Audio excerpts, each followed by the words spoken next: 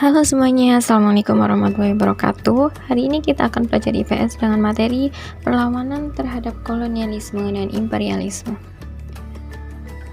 Sekarang, silakan kalian amati gambar dari peta dunia tersebut. Kira-kira berapa kali lipat luas Indonesia dibandingkan Belanda?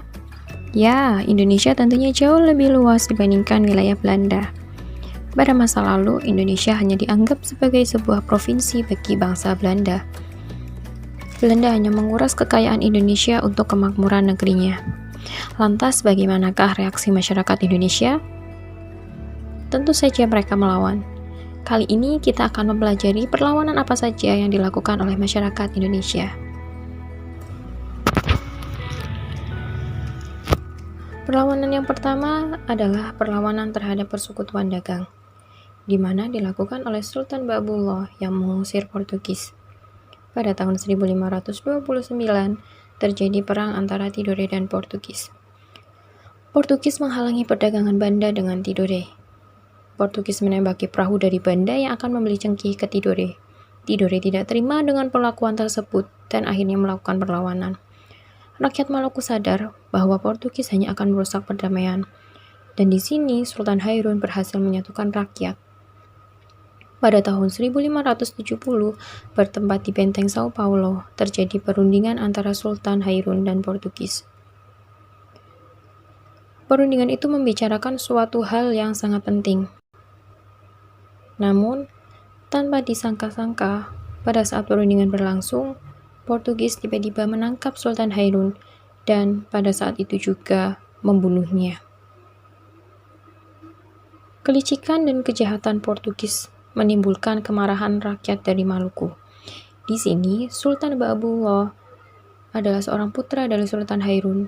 Dengan gagahnya melanjutkan perjuangan ayah untuk memimpin perlawanan. Akhirnya Portugis berhasil diusir dari Ternate pada tahun 1575. Selanjutnya, Portugis melarikan dan menetap di Ambon. Pada saat di Ambon, Portugis juga berhasil diusir oleh VOC. Kemudian menyingkir ke Timur Timur dan melakukan kolonialisasi di tempat tersebut.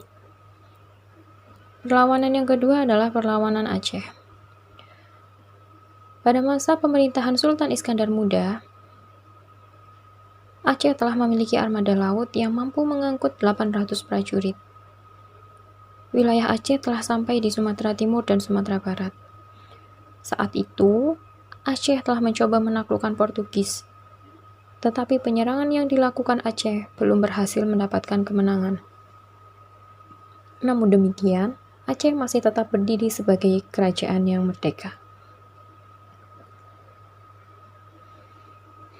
Perlawanan yang ketiga adalah ketangguhan ayam jantan dari timur. Kalian tentu tidak asing dengan nama Sultan Hasanuddin, bukan? Ya, tokoh ini sangat ditakuti oleh Belanda karena ketangguhannya melawan Belanda, sehingga beliau disebut sebagai ayam jantan dari timur. Sultan Hasanuddin adalah Raja Goa di Sulawesi Selatan. Suatu ketika, kerajaan Goa dan Bone berselisih paham. VOC memanfaatkannya untuk mengadu domba. Sultan Hasanuddin dipaksa menandatangani perjanjian Pongaya. Perjanjian Pongaya adalah perjanjian antara Sultan Hasanuddin dan VOC, di mana isi dari perjanjian tersebut adalah Belanda memperoleh monopoli dagang rempah-rempah, Belanda mendirikan benteng, Makassar harus melepaskan daerah kekuasaannya, dan yang keempat, Arupalaka diakui sebagai Raja Bone.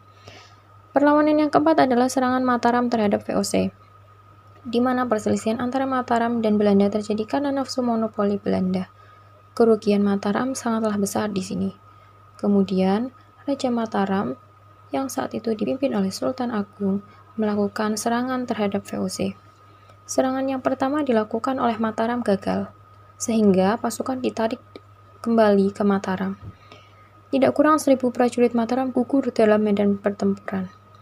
Serangan pertama gagal dikarenakan karena kurangnya perbekalan, juga karena Mataram kurang matang dalam memperhitungkan medan pertempuran. Faktor lain adalah persenjataan Belanda jauh lebih modern dibandingkan tentara Mataram.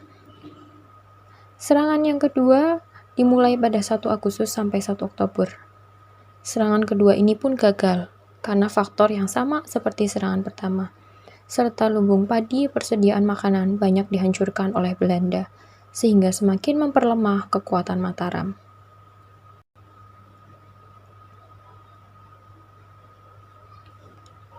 Dan kemudian pada tahun 1799 terjadi peristiwa penting dalam sejarah kolonialisme dan imperialisme Barat.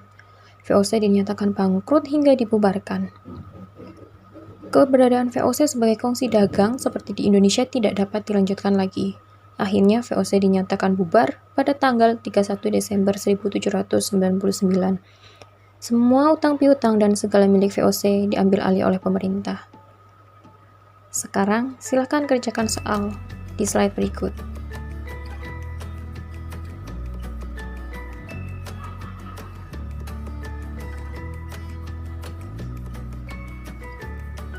Terima kasih. Semoga materi ini bermanfaat. Wassalamualaikum warahmatullahi wabarakatuh.